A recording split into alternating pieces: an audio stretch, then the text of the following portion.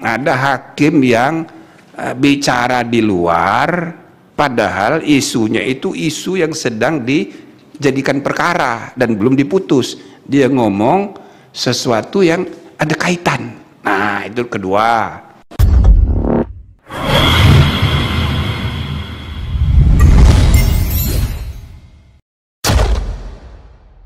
Majelis Kehormatan Mahkamah Konstitusi telah selesai melaksanakan sidang pemeriksaan pendahuluan terkait dugaan pelanggaran etik oleh Hakim Konstitusi pada 31 Oktober 2003. Dugaan pelanggaran etik tersebut terkait putusan Mahkamah Konstitusi yang mengabulkan gugatan tentang batas usia minimal Capres-Cawapres. Majelis Kehormatan Mahkamah Konstitusi telah memeriksa 4 pelapor dan 3 hakim konstitusi, yaitu Ketua Mahkamah Konstitusi Anwar Usman, Arif Hidayat, dan Eni Nurbaningsi. Menurut Ketua Majelis Kehormatan Mahkamah Konstitusi, Jimli Asidiki, pihaknya menemukan banyak permasalahan melalui proses persidangan etik ini. Di antaranya adalah masalah hubungan kekerabatan serta masalah hakim berbicara di depan publik mengenai isu yang berkaitan dengan substansi perkara yang ditangani. Jadi ada, ya kan, perilaku yang tadi dituduhkan kebohongan. Nah, ini baru ini. Jadi yang pelapor-pelaporannya belum menyebut ini. Nah, Anda berdua ini sudah janjian apa? Belum ini? Belum. Nah, jadi berarti Anda mewakili pikiran publik ada soal kebohongan. Ya kan gitu kan? Nah, ini yang pelapor yang lain nggak ada ini poin ini. Jadi saya sudah catat ada 10 isu yang dimasalahkan. Nah, yang sama itu misalnya hakim tidak mengundurkan diri. Nah, itu hampir semuanya begitu, ya kan?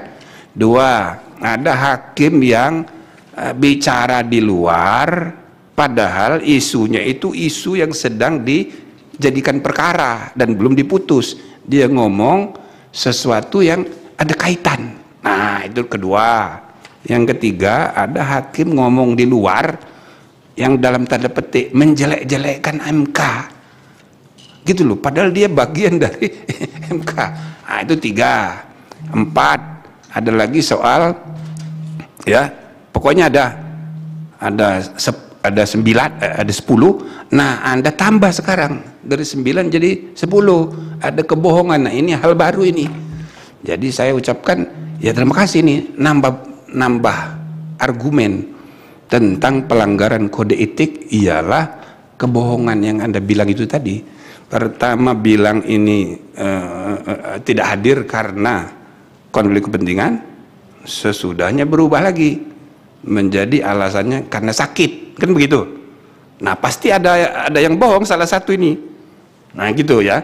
Oke, jadi saya kira itu dicatat gitu ya. Nah, sekarang kita lanjutkan. Ada yang masih belum tuntas tadi? Anda masih belum tuntas? Coba silakan. Sebelum saya kasih dia. Cukup yang mulia dari kami. Sudah cukup? Ya, nanti untuk keterangan ahli kami ajukan tertulis saja. Gitu ya. Jadi yang pendapat ahli yang Anda butuhkan itu silahkan tertulis saja. Pokoknya sampaikan sebelum hari Jumat. Lah, sekarang sudah hari Rabu ya. Ya besok lah. Bisa. Kalau memang tidak bisa ya Jumat pagi. Bisa yang mulia. Ya, cari ahli yang cepat ngetik. Ya kan? Oke, sekarang saudara tadi masih belum tuntas ini. Saudara Roynald Pasaribu. Habis itu nanti saya kesempatan Anda lagi ya. Roynald dulu. Ya, terima kasih yang mulia atas waktu yang diberikan. Yang ingin kami tanyakan, apakah kami perlu meleges bukti-bukti yang jelas-jelas menjadi pengetahuan umum yang mulia, sementara di dalam hukum bahkan tidak perlu dibuktikan lagi karena sudah merupakan pengetahuan umum yang mulia. Hanya kita perlu mencarikan pasal-pasal di mana hal itu merupakan pelarangan, dilarang. Begitu yang kami pahami yang mulia. Yang kedua yang mulia terkait dengan argumen untuk memberikan legal reasoning yang meyakinkan kepada Majelis Kehormatan MK bagaimana sebenarnya sehingga putusan tersebut bisa dipengaruhi. Jadi menurut hemat kami begini yang mulia, putusan Mahkamah Konstitusi memang final dan mengikat. Ini Akan tetapi Pak Bintan komentar, masih juga saudara bilang konstitusi itu. Benar-benar orang Batak saudara ini. Ayo lanjut. Iya yang mulia, konstitusi yang mulia ya. Baik yang mulia. Jadi menurut hemat kami yang mulia, putusan yang final dan mengikat itu adalah putusan yang sah yang mulia. Putusan yang tidak sah tentunya tidak mengikat, tidak final dan tidak mengikat.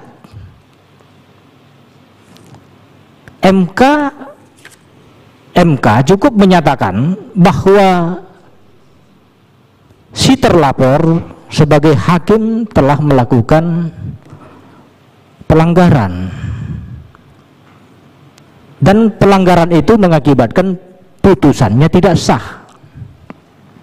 Biarlah nanti masyarakat yang menilai yang mulia, dan ini tentunya nanti di depan akan menjadi permasalahan atau dipermasalahkan yang mulia. Ini akan mengganggu nanti transisi kepemimpinan nasional. Untuk itu yang mulia, menurut kami Majelis Kehormatan Mahkamah Konstitusi harus tegas yang mulia, agar tidak ada nanti celah hukum yang dimanfaatkan oleh oknum-oknum yang tidak bertanggung jawab. Akan tetapi yang menjadi tanggung jawab kita tidak boleh menutup mata terhadap hal ini, karena ini sudah jelas-jelas dan kita harus memberikan warna hitam terhadap hal ini, dan tentu dengan konsekuensi hukumnya. Karena bagaimanapun putusan final dan mengikat itu menurut hemat kami adalah putusan yang sah sesuai dengan hukum. Terima kasih yang mulia. Oke, cukup yang mulia. soal bukti terserah saudara. Kita udah cukup banyak pembuktian, tapi kalau saudara anggap itu perlu, silahkan diajukan dengan legas. Tapi saudara anggap nggak perlu, ya sudah, berarti nggak ada bukti. Nah gitu ya. Jadi bisa aja kalau formalistik menilainya, ini pelapor yang ini ya nggak ada bukti, cuman ngomong doang. Nah gitu. Jadi kalau saudara mau yakin, ya siapkan aja bukti soal itu sudah jadi kepentingan umum atau sudah jadi pengetahuan umum, itu soal lain. Siap, ya mulia. Kita siapkan ya mulia. Ya. Nah, paling telat Jumat pagi. Siap yang mulia. Kan? Ya. Toh pendapatnya tadi sama soal kebohongan, lah kan? Ya dia juga ada bukti. Nah jadi terserah kepada saudara. Nah selanjutnya kalau masih ada yang lain lagi, tapi sebelum itu ya begini, ini kan bisa kita diskusi akal sehat nih. Kan di dalam konstitusi disebut undang-undang dasar bahwa putusan Mahkamah Konstitusi bersifat final. Nah itu konstitusi. Tapi undang-undang kekuasaan kehakiman pasal 17 ayat 7 itu memungkinkan ada perubahan putusan, ya kan? Nah, apakah itu tidak saling bertentangan, itu kontra legem menurut saudara, antara yang bilang final sama yang bilang mungkin berubah karena majelisnya berubah, padahal diputus. Putusan Mahkamah Konstitusi berlaku sejak saat ditetapkan dalam sidang terbuka untuk umum. Begitu dalam ketentuan undang-undangnya. Nah, jadi ada dua norma nih, ya kan? Nah, dalam hal dia bertentangan, menurut saudara yang berlaku yang mana? Gitu, coba bagaimana jawabnya? Terima kasih yang mulia. melihat dua norma yang berbenturan tersebut, menurut kami tadi kita sudah menyampaikan jalan tengahnya yang mulia. Karena yang diperiksa pada persidangan kali ini adalah masalah perilaku yang mulia. Bagaimana sebuah perilaku yang tidak benar kemudian harus mengikat bagi orang-orang yang banyak yang mulia. Sudah jelas-jelas perilaku dia tidak benar, tentu norma yang dihadirkan oleh si yang berperilaku tidak benar ini jelas tidak benar yang mulia. Dan jelas di dalam undang-undang kehakiman menyatakan bahwa putusan itu tidak sah. Nah, ketika putusan tidak sah, apakah putusan tersebut final dan mengikat? Makanya tadi saya sampaikan putusan yang final dan mengikat adalah putusan yang sah sesuai dengan yang diatur di dalam undang-undang kehakiman. Maka dalam hal ini ketentuan final dan binding itu harus tunduk kepada ketentuan undang-undang kehakiman tersebut yang mulia. Yakni putusan tersebut harus putusan yang sah. Kalau tidak, untuk apa ada MK yang mulia? Apa urgensinya kita bersidang pada hari ini yang mulia? Bukankah moral itu di atas segalanya yang mulia? Jika kita hendak menimbang mana yang lebih penting, hukum atau moral, maka di kampus saya di Airlangga, excellency is in moral. Jadi moral yang dikedepankan yang mulia, bukan ilmu. Jadi ketika produk itu dilahirkan oleh seorang yang tidak bermoral, menurut saya produk itu tidak boleh mengikat bagi masyarakat karena berbahaya bagi masyarakat yang mulia. Begitu yang mulia. Terima kasih. Masuk akal juga. Ya biar nanti kami nilai. Karena pendapat yang profesor kemarin ya mirip-mirip juga begitu. Cuma kita akan membicarakannya secara internal sesudah mendengar ini.